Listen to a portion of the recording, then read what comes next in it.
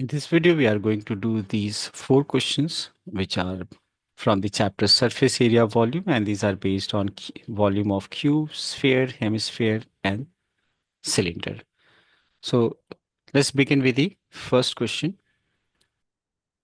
In this question, it says a sphere is inscribed in a cube, then the ratio of the volume of cube to the volume of the sphere.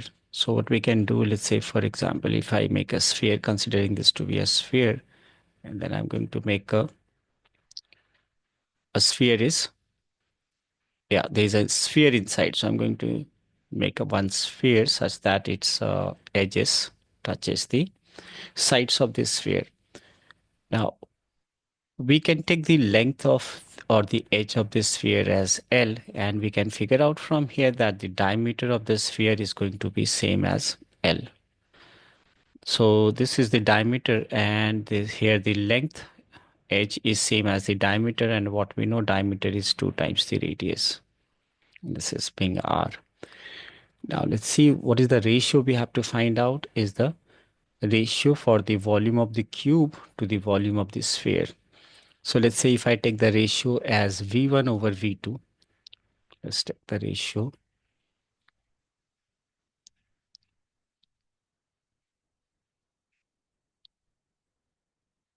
Right, so we are going to take the volume as V1 for the cube and V2 for the sphere.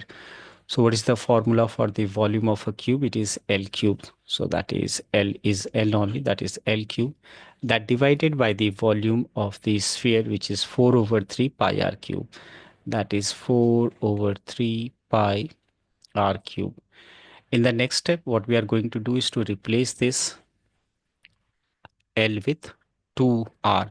So if L is 2r, L cube is what? 8r cube. That divided by 4 over 3 pi r cube. Check here that r cube get cancelled, and therefore if we simplify it further, we can write this as 4 dividing by a number is same as multiplying with its reciprocal. So the numerator is what? The numerator is 8. So 8 divided by this is same as 8 multiplied by 3 over 4 pi. Further, I can say this get cancelled, comes out to be 6 over pi, which we can write as 6 is to pi. So yes, so we have A as the correct option for this case.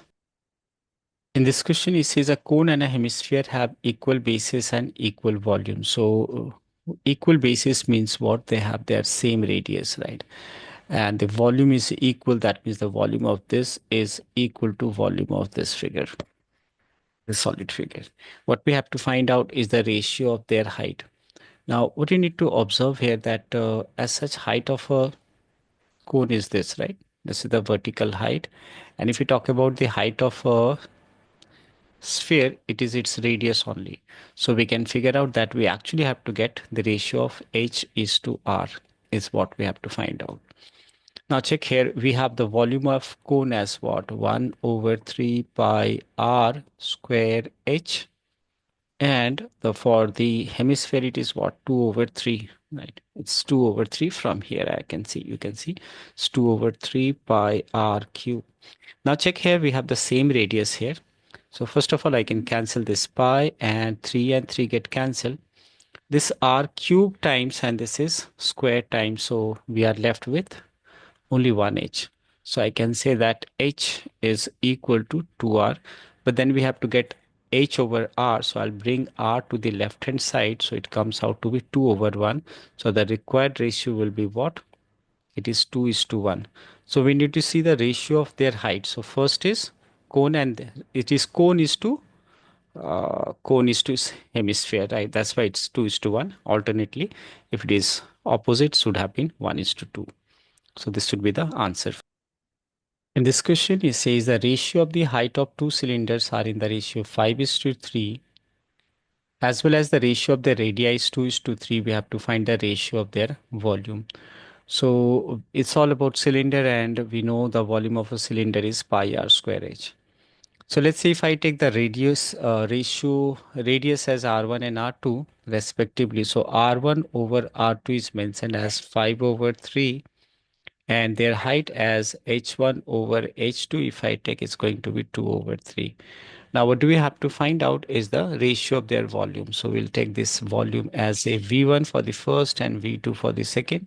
V1 can be replaced with pi R1 square H1 and V2 can be replaced with pi R2 square H2. Further, we can see that here pi get cancelled. So we can simplify it further and write this as what? As V1 over V2 comes out to be R1 over R2 whole square multiplied by H1 over H2. So if I replace this R1 over R2 is 5 over 3. So its square will be what? 25 over 9. And this is H1 over H2 is 2 over 3. That's right. Yeah, it's going to be 2 over 3. So that can be reduced and no, it cannot be reduced. 5 into 2, 25 into 2, 50 over 27 is the required ratio. So we'll say over here the correct answer is 50 is to 27.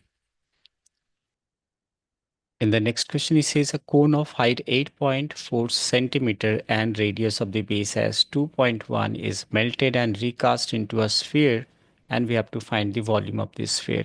So one thing is very clear that when we recast one solid into another, what remains the same? Their volume.